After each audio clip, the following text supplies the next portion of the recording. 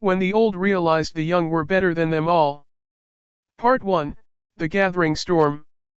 The realization didn't come all at once. It crept in like morning fog through the streets of Geneva, where the World Council of Elders had convened for what they believed would be another routine session of planetary governance.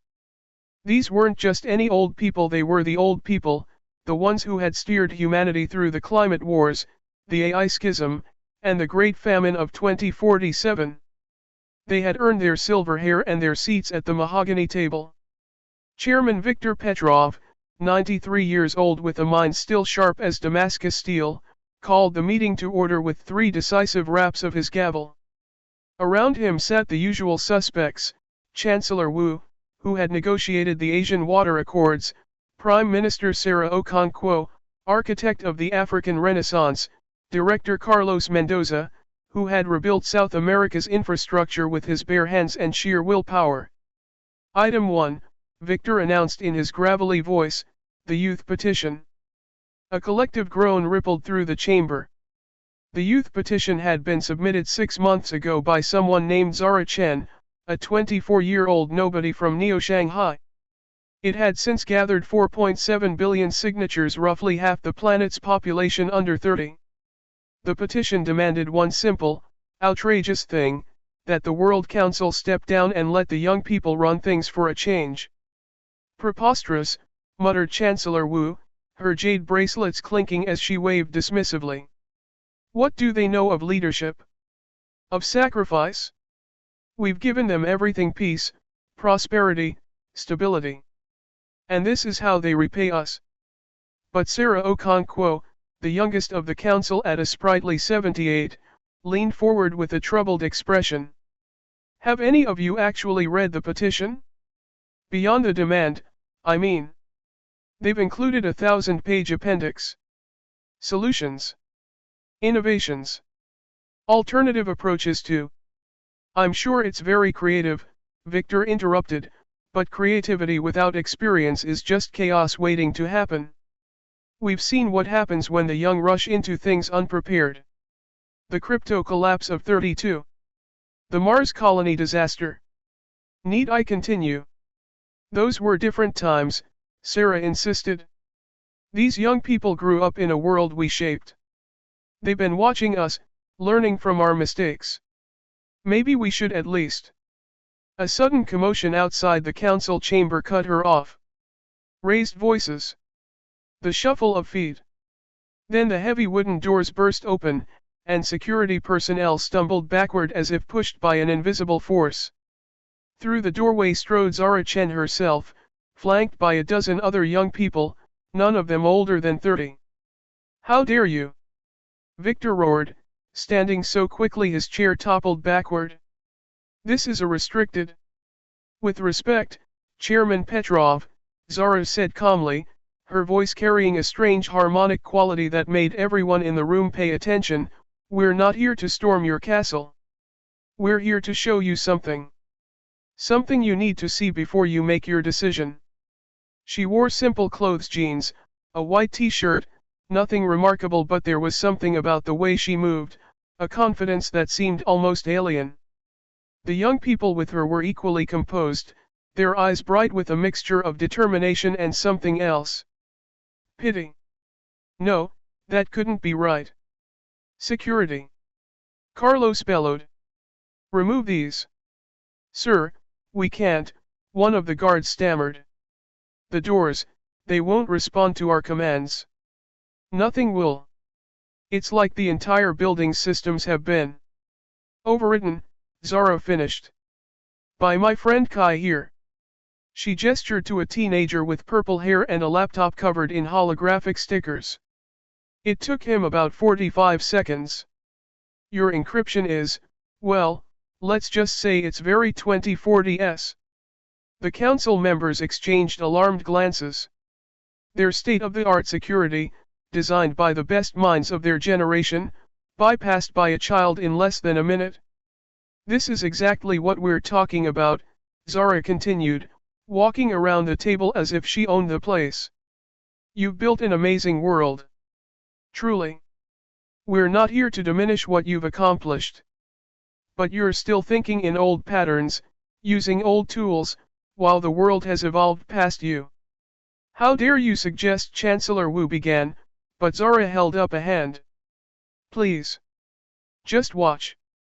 Give us 5 minutes. Part 2, the demonstration. Before anyone could protest further, the walls of the council chamber flickered and transformed. The ancient wood paneling dissolved into transparent screens showing a dizzying array of data streams, visualizations, and real-time planetary statistics that made even the most advanced systems the council used look like stone tablets by comparison.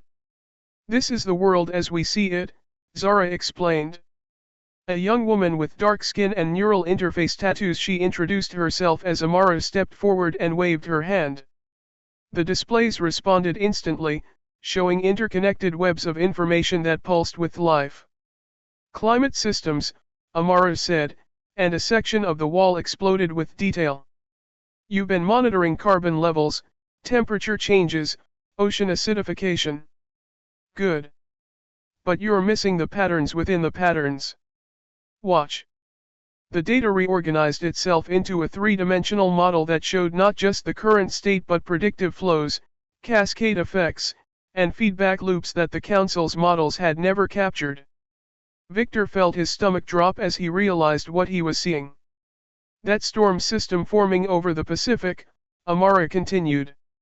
Your models predict it'll hit the Philippines in 72 hours as a Category 3. But if you factor in these microclimate variations that your sensors don't track because you're not looking for them, it's actually going to strengthen to a Category 5 and make landfall 18 hours earlier. 20 million people are about to be in the wrong place at the wrong time.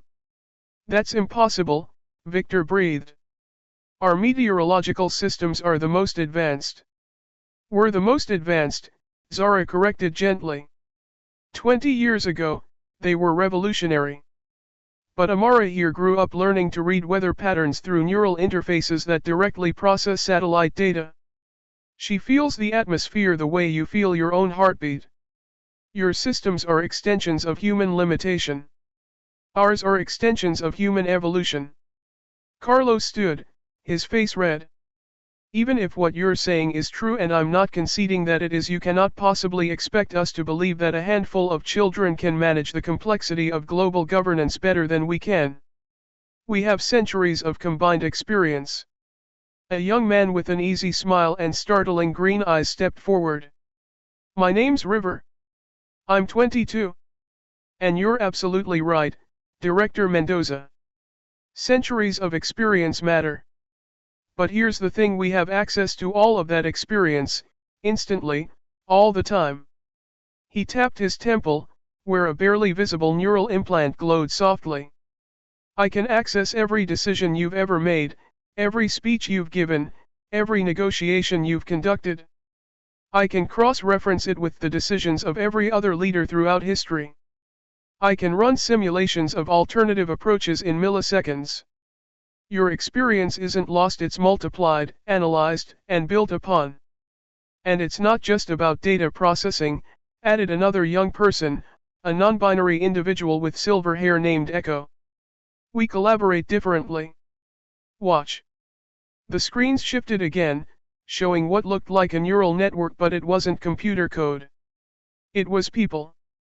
Millions of young people around the world, their minds linked through neural interfaces, sharing ideas, building on each other's thoughts, creating solutions collectively in real time.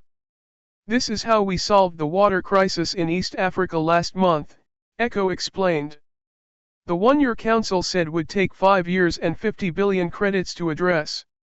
We did it in 3 weeks with a volunteer network of 10,000 young engineers, architects, and local innovators, all working together simultaneously. The cost?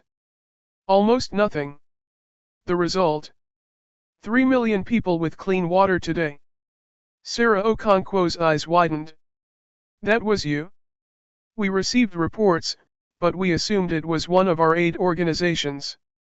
It was all of us, Zara said. No hierarchy. No bureaucracy. Just people working together because they could, because they cared, because it needed to be done. Part 3, The breaking point. Victor felt something crack inside him, not his resolve, but something deeper. The certainty that had carried him through 9 decades of life. He looked at his fellow council members and saw his own dawning horror reflected in their faces. "Show us more," he heard himself say. What followed was a cascade of revelations that systematically dismantled every assumption the council had held about their irreplaceability. Energy production? A 17-year-old named Jasper had developed a quantum fusion system that operated at room temperature. He'd done it for his science project. It was now being deployed globally, making fossil fuels and even solar panels obsolete. Food distribution?